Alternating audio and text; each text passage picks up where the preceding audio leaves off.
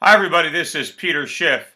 It is Wednesday, January 2nd, 2013. Well, Congress got together just the way I said they would, and they came to an 11th hour deal to avert the so-called fiscal cliff. And in so doing, they sold us down the river. I said from day one that this was going to happen, that Congress and the President would come together to save us from this phony crisis of their creation and would then take credit for putting politics aside and doing something in the best interest of the country. This is not in the best interest of the country. They have done the worst possible thing. And of course, how did I know Congress would do that? Because when given the choice, they will always do the worst possible thing for the country because they don't care about the country. This is purely political. And what should really bother you is that we're almost 2 years from the next election.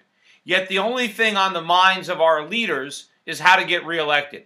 Well, if they can't do something right when we're as far away from an election as we're ever going to be, what hope is there that we're ever going to do the right thing? And that is the real message that's going to be sent around the world, that America will be fiscally irresponsible in perpetuity until it can't do it anymore because there is a crisis imposed upon this country from abroad, just like the crisis imposed upon Greece.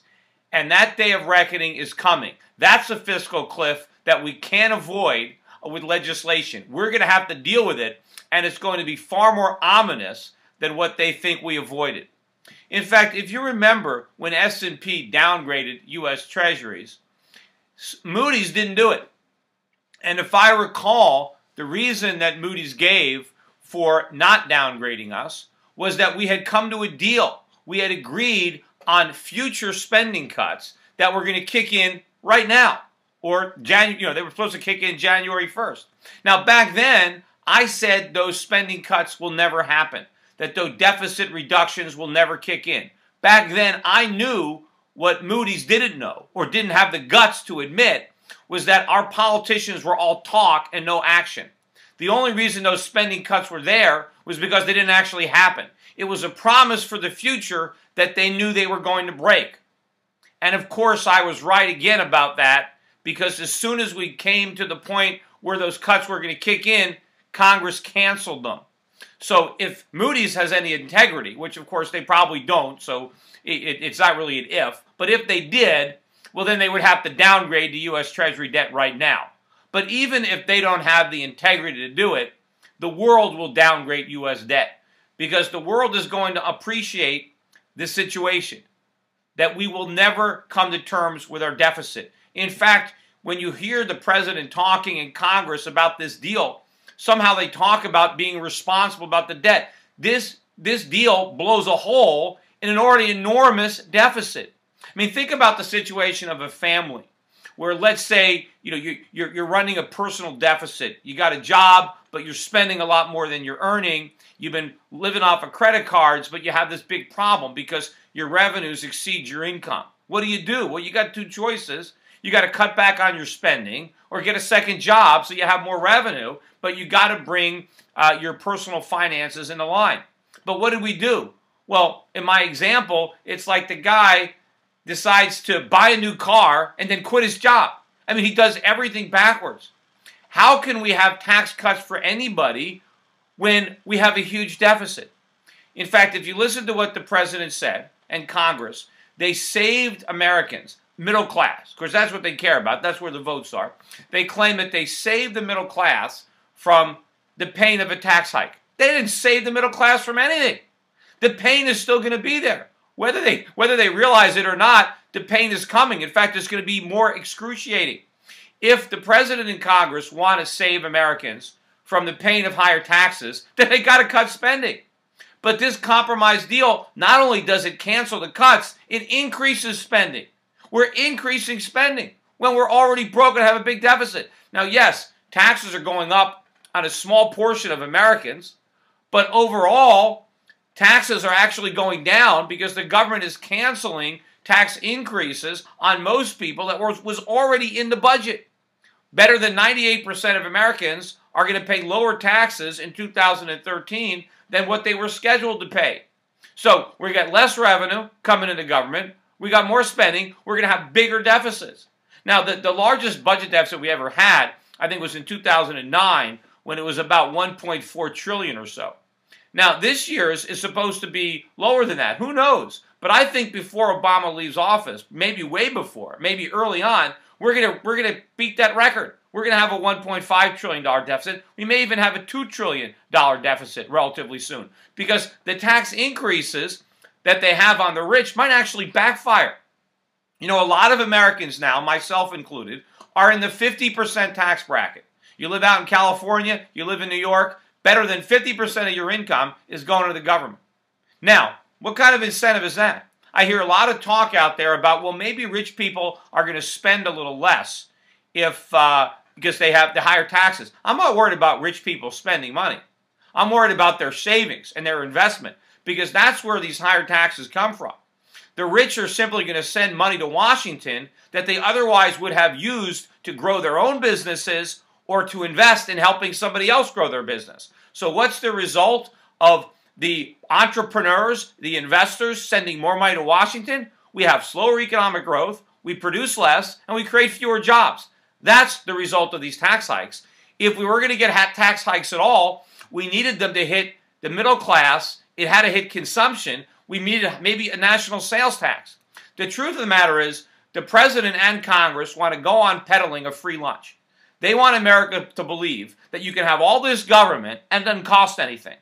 That, well, we'll just make the rich pay for it. Well, you know what? Big government is expensive.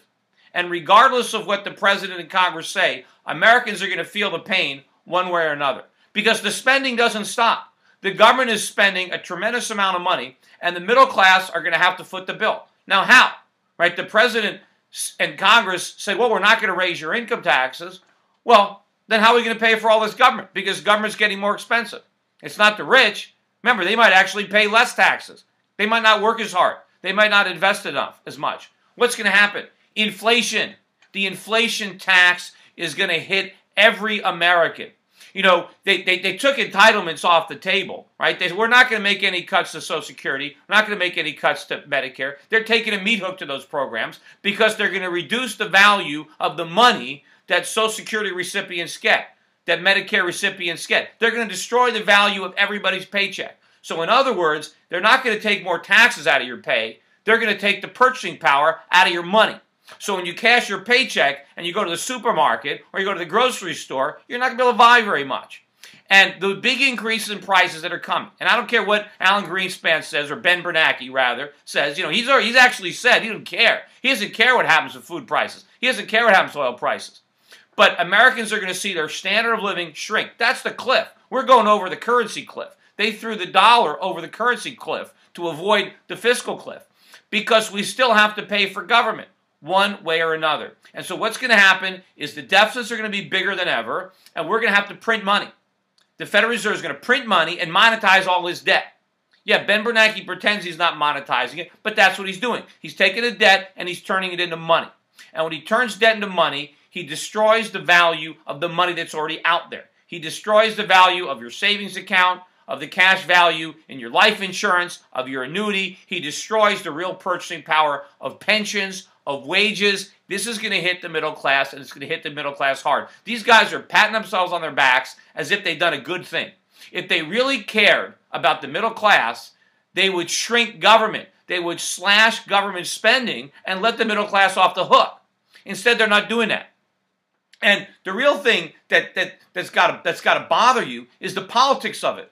You know, the president ran promising all this government, saying that, well, we're going to steal from the rich are going to pay for it. There's not enough rich people, and the unintended consequences of confiscatory taxes means that you destroy not only the capacity of the rich to invest, but the initiative, the incentive. And of course, President Obama said he's not even finished. No sooner had the ink dried on this plan that he was given a press conference saying that we're going to tax the rich even more. We got to make the rich pay their fair share. Well, 50%, that's not their fair share. We need to take more than half. You know, medieval serfs, I say this all the time, medieval serfs were paying 25% of what they produced to the Lord, and they were considered serfs. That was living in serfdom, was because your lord, took 25% of what you produced, and that defined a serf. I live for the day where I can be elevated to achieve the high status of a serf, because I would have to have my taxes cut in half to be living the good life like a serf, right? Gee, what if I could have a lord that let me keep 75% of what I earned? Because my lord, the U.S. government, only lets me keep half. And I don't even get half, because, of course, I got to pay sales taxes, I got to pay property taxes, so I get less than half. Yet Obama wants more. This is just a down payment. He wants to come out and tax more. Where is the cliff coming? Where is the real fiscal cliff?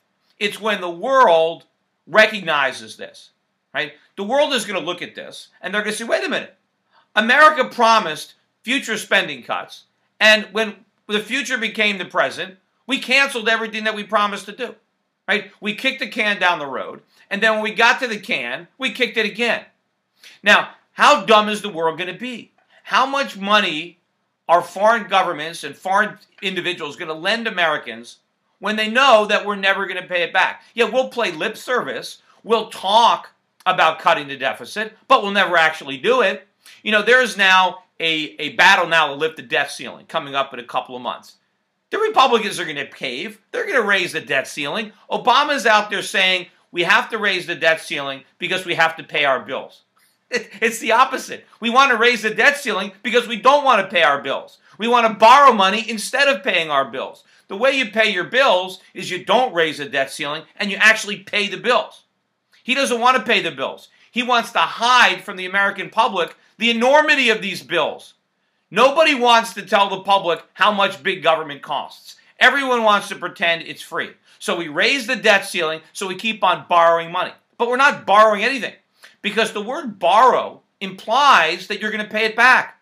Well, how are we ever going to pay it back? We can't. It's impossible. All we'll do is borrow more money because we can't pay back any of the money we've already borrowed. That is the sad truth. This is a giant Ponzi scheme, and we're ringing a bell. We're ringing a bell. Now, we got a little bit of a reprieve because of Japan. The dollar is getting clobbered right now. Yeah, the stock market's up more than 200 points today. Everybody is celebrating that we didn't go over the cliff. But look at the dollar. Dollar's getting clobbered, except against the yen. In fact, I'll talk about that in a minute. But dollar's getting clobbered. Look at gold up about 20 bucks. Look at oil. Oil price is up almost $2 a barrel, about $94 on crude. That's going higher. So it's not just the market going up. The markets are giving a thumb down. The Treasury market is getting beat up too today. We'll see if that is a turn, because those are the real bubbles that are going to burst. The bubble in the U.S. Treasury market and the bubble in the U.S. dollar. Because when the world realizes, hey, this is all talk, right? We made a deal, and then the minute we had to comply with it, we undid it for politics. And again, we're 2 years away from an election, which is the furthest we're ever going to be from an election. So we will never do what's right. And when our creditors realize that, that's it. They're going to sell dollars.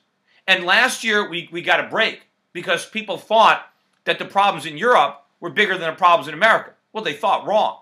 But temporarily, that took the pressure off the dollar. Well, the euro's been rising. We're back up at maybe 133. I think the euro looks very strong. Look at the British pound breaking out. We're even weak against the pound. That's how pathetic the dollar is. Look at the Aussie dollar. Look at the Canadian dollar. Currencies are moving up now. The only thing that's saving us is the yen. And this is just a temporary reprieve. Because you got, they just had an election in Japan. And I guess the outcome of the election proved that Americans don't have a monopoly on stupidity, because the Japanese actually voted for more inflation. They voted for a government that promised to debase the yen. And it's already dropped dramatically just leading up to the election. But what does that mean for the Japanese? That means lots of inflation. You got a lot of savers in Japan. They think that deflation is the enemy. Deflation is the one thing they had going for them. In fact, they didn't even have that. If you look at prices in Japan over the last year, they're flat. They're stable. What's wrong with price stability? That's what central banks used to want. But now they're saying that's not good enough. They need 2% inflation, as if the difference between prosperity and recession is 2 percentage points in inflation. But of course, it's not. Inflation isn't like an oven, like you turn the temperature up and you can set the inflation rate. They're going to have much more inflation than that. Wait do you see what's going to happen to prices in Japan? The Japanese are going to get a big taste of inflation, and they're not going to like it. And of course, they got a lot of bonds that they're going to have to sell. And so this is going to put a lot of money around the world. That's why, I think the Japanese are going to be investing in gold. They're going to be investing in emerging markets. I don't think they want any more treasuries, but they're going to be investing and they're going to be spending more money. But prices are going to be rising in Japan, and that's going to put a lot of pressure on the Bank of Japan because they're already expanding the money supply. They're going to have to print even more yen to buy up all these JGBs. That might not mean that they can buy as many U.S. treasuries. The Europeans, they're going to start selling treasuries. The European crisis is diffused now. People aren't going to be worried about the European debts. They're puny compared to the American debt. And we've just said, look, we've got carte blanche to print as much money as we want. Why did Europe have to make some reforms? Because there was some pressure on those European countries. There is no pressure on America. There will be eventually, but right now there's none. If the world is worried about American debt, they've got to do something about it. They've got to refuse to buy it. They've got to start selling their dollars. Because the only thing that's going to force U.S. politicians to do the right thing is going to be the pain. Right? So what's going to happen? There's got to be a consequence to the American economy of huge deficits. And what are the consequences going to be? The first one is going to be rising prices. Americans are going to feel the cost of these deficits when they buy gas, when they buy food, when they buy everything. Americans are going to be poorer. But what's really going to do it is going to be when it hits the Treasury market. I think it's going to hit the foreign exchange markets first, consumer prices second, and then interest rates third. It's going to start pushing up long-term interest rates, and it's going to make the cost of funding these debts impossible to deal with. And then we're going to be staring at a real cliff. And this is nothing. They're not going to be able to avoid this without any pain. It's going to take dramatic pain. And so what form is this pain going to take? What's going to happen as a result of this? Well, I don't know. Again, I don't know if the rating agencies are going to do what they should and downgrade our credit. But the world is going to figure this out. I've overestimated the intelligence of the global community to figure out what's the game that we're playing here in America. They've played it for a long time, but they've got to be tiring of it.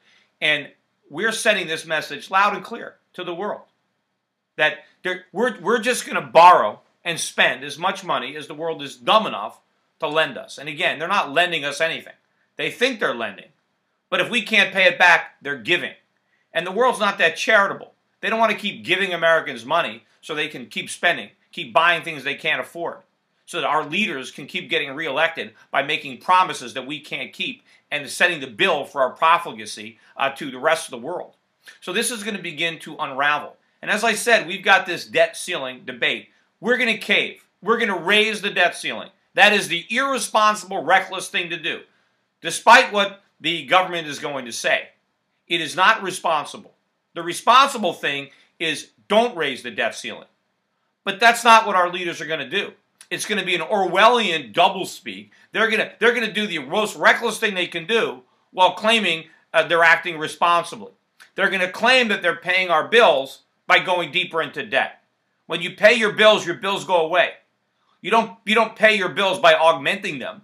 When you raise the debt ceiling, the bills pile up. All the unpaid bills just pile up because we haven't paid anything. Right? You don't pay your Visa with your MasterCard. You pay your Visa by writing a check. But they don't want to write a check. They don't want to ask Americans to pay for all this government. Because you know what? If Americans knew how expensive government was, they wouldn't want it. The reason there's not a big public outcry for spending cuts is because they're being insulated from the pain. A lot of Americans aren't even paying any income taxes. 47% of Americans pay no income taxes. What do they care how high income taxes are? They don't think they're paying. What do they care what government spends? Somebody else is getting the bill. Well, the president and Congress, they don't want Americans to know how much this costs. And you know what? When prices start to rise, of course, they're going to deny it. They're going to say that there is no inflation, right? They're not going to hear the cries of Americans who are dealing with the consequence of these deficits. They're going to claim that there's no inflation. And then when it gets so agonizing, so excruciatingly painful, they're going to blame somebody else. They'll blame OPEC. They'll blame speculators. They'll blame the weather. Who knows what they're going to do? They're going to blame everybody but themselves. They're not going to look in the mirror to see the culprits in this inflation. They're just going to blame, maybe they'll blame us. They'll say it's our fault. We're consuming too much. Well, they want us to consume. Isn't that the whole idea? They want Americans buying stuff, whether we can afford it or not. The world is going to figure it out. The dollar is going to be under pressure. I said, look, the European crisis, I don't think it's over for good, but it's probably over for now because our crisis is worse. They're dealing with their problems, not as effectively as they should. Again, we don't have a monopoly on bad politicians. You got plenty of them in Europe. But we got a worse problem here, and we've been getting away with it for longer, and we're less disciplined, right? We're like a bunch of school children without a teacher or in the room, or we're just running around. We're like, we're just going to run wild until somebody reins us in because our own politicians aren't going to do it. So we're going to have this crisis. The dollar is the reserve currency for now. It's not going to be the reserve currency forever, not if we're going to run deficits forever. How can the dollar be the reserve? How can we be the anchor of the world's monetary system when we're sinking? And our creditors are figuring this out. So the dollar is going to take a big hit. It's just starting today. And I think the only thing that's propped us up a little bit is the yen. But the yen is probably going to start to rise against the dollar too. It's going to sink against other currencies. But it's not going to, it's going to have to start to rise against the dollar because the dollar is going to be that weak across the board. And it's not just in terms of currencies. It's in terms of real things. I was on CNBC the other day, and their senior economist, Steve Leisman, by the way, we put up a video of that CNBC on this YouTube channel. But I basically pointed out that the dollar has been devaluing for decades, and he said no. He said the dollar's not going down. What is he talking about? The dollar's going down. Look at what a dollar buys. The dollar has lost a tremendous percentage of its purchasing power over the last decade, over the past 20 years, 30 years, 40 years, 100 years, you name the time period. The dollar is losing value, but it's about to lose a lot more value a lot more quickly because we're going to have to run them off the printing presses a lot faster thanks to this deal that they're all congratulating themselves for, where they sold us down the river to avoid this so-called cliff. And now the rate of dollar depreciation is going to accelerate. And we're not going to be able to count on foreigners to prop them up. They're not going to absorb all these dollars. They're not going to buy up all these treasuries. Especially now, since it's out of the bag, we've come clean, we can't really maintain the pretense of deficit reduction. I mean, they're going to try, but is anybody going to believe them? How can anybody be so dumb as to believe a U.S. politician who says he's going to cut the deficit? We just had an opportunity to do it, and we didn't do it because they don't have the integrity to do it. They will always take the easy way out, which is exactly what they did. And as long as interest rates stay low, as long as the world is lending us money and holding our dollars, why should we ever do the right thing? Which means we will do the wrong thing until we can't. Now, some people might argue and say, well, we can do it for another 5 or 10 years. I doubt it. There is no way we can borrow that money. We're going to be running $1.5 to $2 trillion a year deficits very shortly. And then they're going to get bigger than that as more and more people from the baby boom retire and more people take disability. And the labor force participation rate is going to keep on shrinking. More and more people are going to jump into the wagon, and fewer people are going to be left pulling it. And we're going to be relying on China or Japan or Saudi Arabia to pick up the slack. They're not going to want to do it. They can't do it. And so we're going to deal with it. And people say, hey, we're leaving these debts to our children. No, we're not. Our children aren't going to pay these debts. We're going to pay these debts right now. As I said, this is going to be a gigantic tax increase. That's what this bill is. It's a gigantic increase in the inflation tax. Government gets bigger and bigger and bigger, and we're going to pay for that cost by debasing the currency, and that is a tax.